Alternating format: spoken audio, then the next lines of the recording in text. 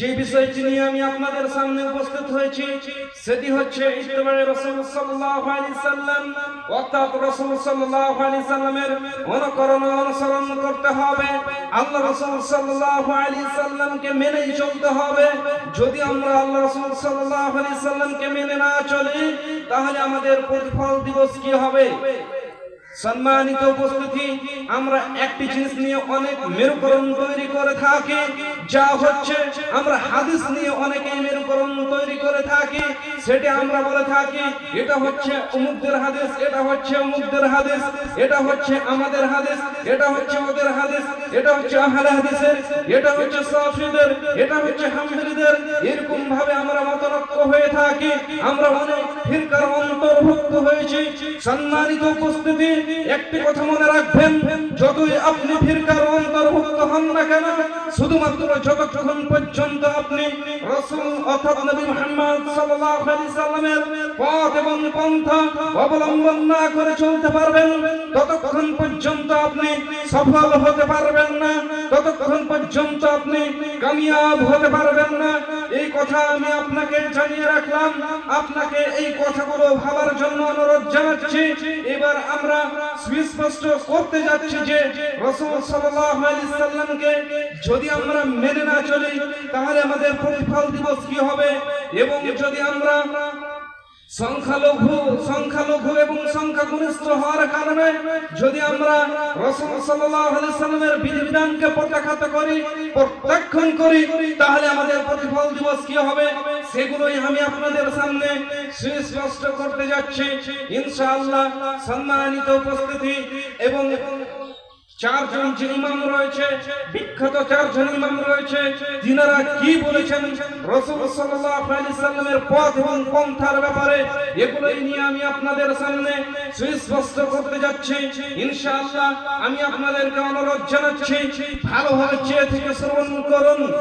সম্মানিত উপস্থিতি, আল্লাহ সুবহানাহু ওয়া তাআলা তিনি বলেন সূরা আল ইমরান সূরা নম্বর 3 আয়াত নম্বর 31 এর মধ্যে তিনি বলেন, কুল ইন কুনতুম তুহিব্বুনাল্লাহা ফাত্তাবিউনি ইউহিব্বুকুমুল্লাহ ওয়া ইয়াগফির লাকুম যুনুবাকুম ওয়াল্লাহু গফুরুর রহিম। সম্মানিত উপস্থিতি, এখানে আল্লাহ সুবহানাহু ওয়া তাআলা তিনি বললেন কুল ইন কুনতুম তুহিব্বুনাল্লাহ, এই নবী মুহাম্মদ সাল্লাল্লাহু আলাইহি সাল্লাম তুমি আমার বান্দাদেরকে বলে দাও, কুল ইন কুনতুম তুহিব্বুনাল্লাহ, যদি তারা আল্লাহর ভালোবাসা পেতে চায়, কুল ইন কুনতুম তুহিব্বুনাল্লাহ, যদি আল্লাহর ভালোবাসা পেতে চায়, ফাত্তাবিউনি, তাহলে তারা যাতে আমার ইত্তেবা করে, ফাত্তাবিউনি, তাহলে তারা যাতে আমার ইত্তেবা করে। আমার ইত্তেবা মানে নবী মুহাম্মদ সাল্লাল্লাহু আলাইহি সাল্লাম, আমাদের নবী অর্থাৎ নবী মুহাম্মদ সাল্লাল্লাহু আলাইহি সাল্লামের ইত্তেবা করতে হবে। আল্লাহ বলছেন ফাত্তাবিউনি, নবী মুহাম্মদ তুমি বলে দাও ফাত্তাবিউনি, তাহলে তোমরা আমার ইত্তেবা করো। তাহলে কার ইত্তেবা করতে হবে? নবী মুহাম্মদ সাল্লাল্লাহু আলাইহি সাল্লামের ইত্তেবা করতে হবে। এই লফজ দ্বারা সুস্পষ্ট হয়ে যায় যে শুধুমাত্র নবী মুহাম্মদ সাল্লাল্লাহু আলাইহি সাল্লামের ইত্তেবা করতে হবে। ফাত্তাবিউনি, যদি তোমরা নবী মুহাম্মদ সাল্লাল্লাহু আলাইহি সাল্লামকে ইত্তেবা করো তাহলে পুরস্কার কি? ফাত্তাবিউনি, তাহলে পুরস্কার হবে ইউহিব্বুকুমুল্লাহ, তাহলে আল্লাহ তোমাদেরকে ভালোবাসবে। সম্মানিত উপস্থিতি, যদি আমরা নবী মুহাম্মদ সাল্লাল্লাহু আলাইহি সাল্লামকে আমরা তার পথ এবং পন্থা অবলম্বন করে চলি তাহলে আল্লাহ সুবহানাহু ওয়া তাআলা আমাকে এবং আপনাকে ভালোবাসবে। পুরস্কার হিসাবে কি? ফাত্তাবিউনি ইউহিব্বুকুমুল্লাহ ওয়া ইয়াগফির লাকুম যুনুবাকুম, যদি আমি রাসূল সাল্লাল্লাহু আলাইহি সাল্লামকে মেনে চলি তাহলে আল্লাহ ভালোবাসবে, ইউহিব্বুকুমুল্লাহ ওয়া ইয়াগফির লাকুম, এবং আল্লাহ সুবহানাহু ওয়া তাআলা ক্ষমা করে দেবেন, ওয়া ইয়াগফির লাকুম যুনুবাকুম, আল্লাহ সুবহানাহু ওয়া তাআলা পূর্বের সমস্ত গুনাহ খাতা maaf করে দেবে। সম্মানিত উপস্থিতি, এখানে একটি শিক্ষণীয় দিক রয়েছে, সেই দিকটি কি? সেটি হচ্ছে পৃথিবীর মধ্যে এমন কোন মানব এবং দানব নাই যাকে মেনে চললে আপনার একটি নেকি হবে, একটি নেকি হওয়া তো দূরের কথা, একটি পাপ ক্ষমা হবে। এরকম কোন মানব এবং কোন দানবকে যদি মেনে চলেন তাহলে কখনো হবে না।